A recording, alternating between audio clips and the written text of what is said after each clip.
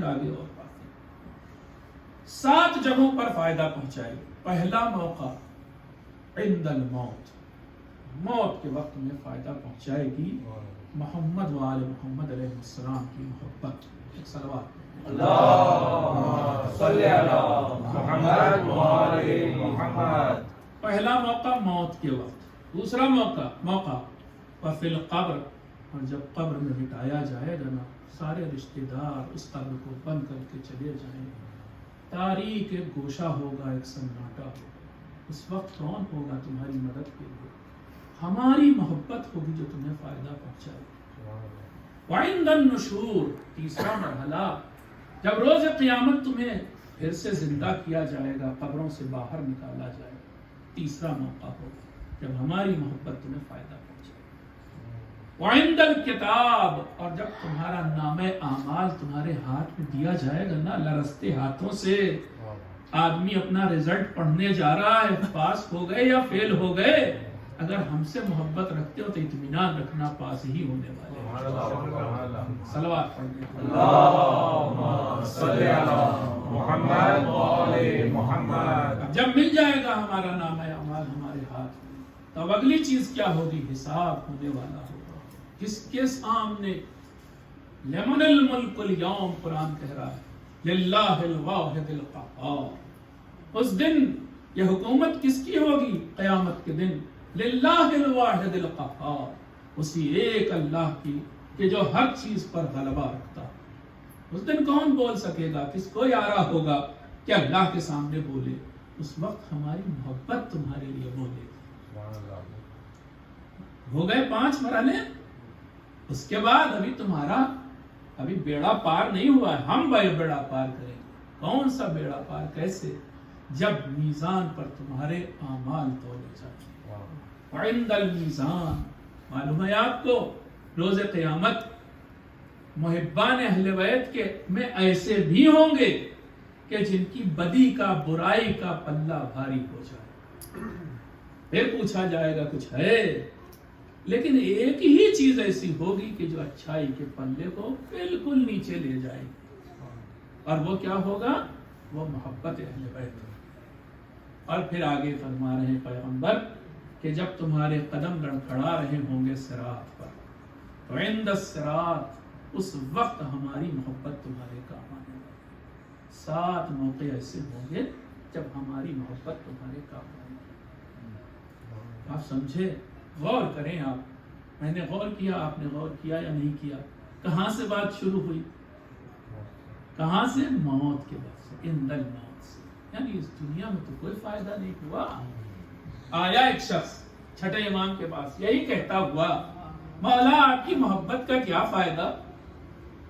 ہم آپ سے محبت کرتے ہیں، دنیا میں ستائے جاتے ہیں، تانے دیے جاتے ہیں. آج کی زبان میں کہوں، نوکری نہیں ملتی، نمبر نہیں ملتے، ایڈمیشن نہیں ملتا، ڈسکریمنیشن ہوتا، فلاں فلاں فلاں، بہت سارے مثلا انجوائمنٹ نہیں کر پاتے، ہر طرح سے محروم رہتے ہیں، بہت سارے کھانے نہیں کھا سکتے، بہت سی جگہوں پر جا نہیں سکتے، فلاں فلاں.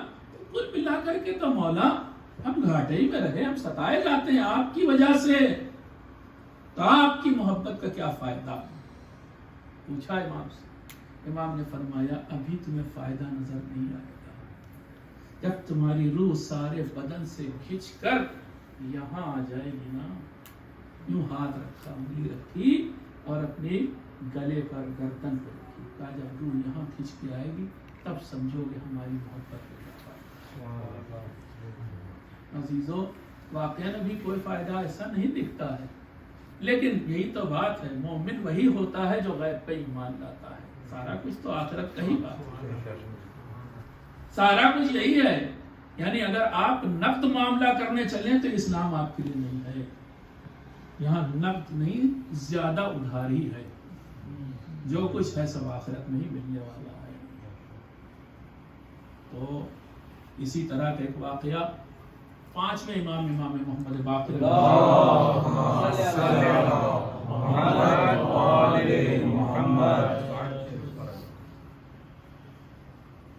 راوی کا نام ہے حکیم ابن عتیبہ. کہتا ہے ہم لوگ بیٹھے ہوئے تھے بزم امام میں، اصحاب سے وہ بزم چھلک رہی تھی. امام تشریف فرما تھے صدر محفل میں کہ ایک دم سے ہم نے دیکھا کہ ایک بوڑھا شخص جو محب اہل بیت تھا عصا ٹیکتا ہوا، بہت ضعیف انسان، لڑکھڑاتا ہوا، عصا ٹیکتا ہوا وہاں سے گزرا سامنے سے، اور پھر وہ دروازے پہ آ کے رکا، امام کے دروازے پر، اور اس نے وہیں سے سلام کیا، السلام علیکہ یا ابن رسول اللہ، اے فرزند رسول آپ پہ سلام. اور پھر اس نے ہم سب کو سلام کیا حاضرین محفل. اس کے بعد اس نے امام سے کہا کیا اجازت دیتے ہیں آپ کے قریب آ کے بیٹھ جاؤں. لیکن اس سے پہلے کہ اجازت ملے اس نے وہیں سے ایک جملہ کہا، لمبا چوڑا وہ جملہ تھا، واللہ لانی احبکم، خدا کی قسم مولا ہم آپ سے محبت رکھتے ہیں، واحب من یحبکم، اور اس سے بھی محبت رکھتے ہیں جو آپ سے محبت رکھتا ہے. اور پھر فرق کہتا ہے اور یہ ہماری محبت دنیا کے کسی چیز کے لالچ میں نہیں ہے. میں یہ نہیں چاہتا ہوں، یا یہ ایسے کہوں، یہ جو محبت ہم نے آپ سے کی ہے اس لیے نہیں کہ ہمیں دنیا کی نعمتیں، دنیا کی چیزیں مل جائیں، ہم تو آپ سے دلی محبت رکھتے ہیں. اور پھر آگے کہتا ہے واللہ ہم آپ کے دشمنوں سے عداوت، دشمنی، بغض رکھتے ہیں، اور ہماری یہ دشمنی بھی اس لیے نہیں ہے کہ ہماری کوئی ذاتی ان سے دشمنی ہے، بلکہ ہماری دشمنی بھی آپ کی خاطر ہے، آپ کو وہ ستاتے ہیں اس لیے ہم دشمنی ہیں. اب اس کے بعد کہتا ہے واللہ ہم اس حلال کو حلال سمجھتے ہیں جو آپ نے کیا، اور اس چیز کو حرام سمجھتے ہیں جو آپ نے حرام کیا، اور واللہ ہم اس دن کے انتظار میں ہیں کہ جب ساری دنیا پر آپ کی حکومت ہوگی. اتنا سب کہنے کے بعد اپنا عقیدہ بول دیا اس نے. گویا وہ چیزیں کہ جو ہم لوگ تلقین میں پڑھاتے ہیں نا مردے کو، اس نے سب بول دی، تلقین ہی بول دی. اور اس کے بعد اس نے پوچھا مولا اب کیا میری نجات کی امید ہے؟ امام نے کھڑے ہو کر کے اس کو بلایا، تم میرے پاس آؤ. اٹھ گئے، اپنے پہلو میں جگہ بنائی، اس کو بٹھایا، اور اس کے بعد امام نے کہا کہ جو کیفیت اور جو عقیدہ تمہارا ہے جان لو اگر اس پر تمہیں موت آ گئی اسی عقیدے کے ساتھ، اسی کیفیت کے ساتھ، تو سب سے پہلے جس کی زیارت کرو گے وہ میرے جد رسول خدا.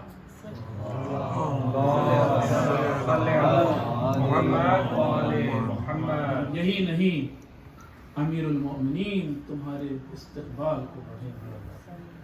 امام حسن علیہ السلام، امام حسین علیہ السلام کہتے کہتے امام اپنے بابا کے نام تک آ گئے، امام زین العابدین علیہ السلام بھی تمہارا استقبال کرے گا. اس وقت تمہارا دل شاد اور آنکھیں ٹھنڈی ہوگی.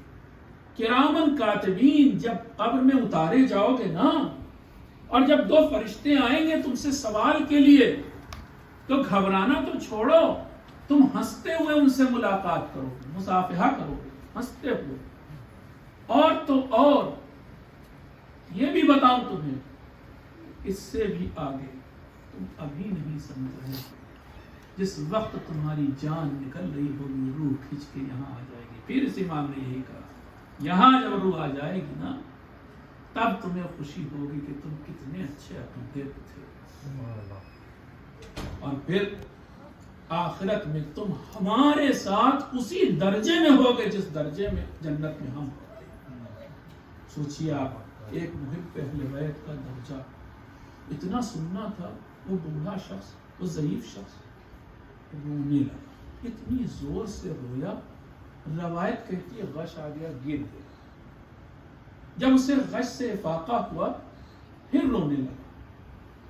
اس کے رونے سے راوی کہتا ہے، حکیم ابن عتیبہ کہتا ہے کہ ہم حاضرین سب رونے لگے، اتنا وہ ایسے رو رہا.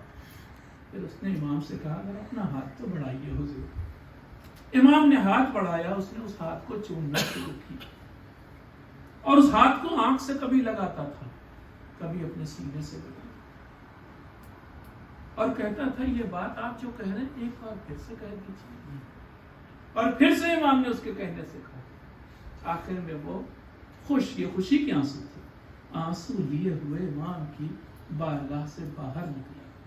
امام اپنے چاہنے والوں کے ساتھ دروازے تک آئے اور جب وہ جا رہا تھا تو جتنی دور تک وہ دکھا امام اسے دیکھتے رہے اور پھر حاضرین سے کہا, ہم سے کہا, اگر کوئی شخص یہ چاہتا ہے کہ دیکھے کہ جنتی انسان کیسا ہوتا ہے تو وہ اس مرد مجاہد.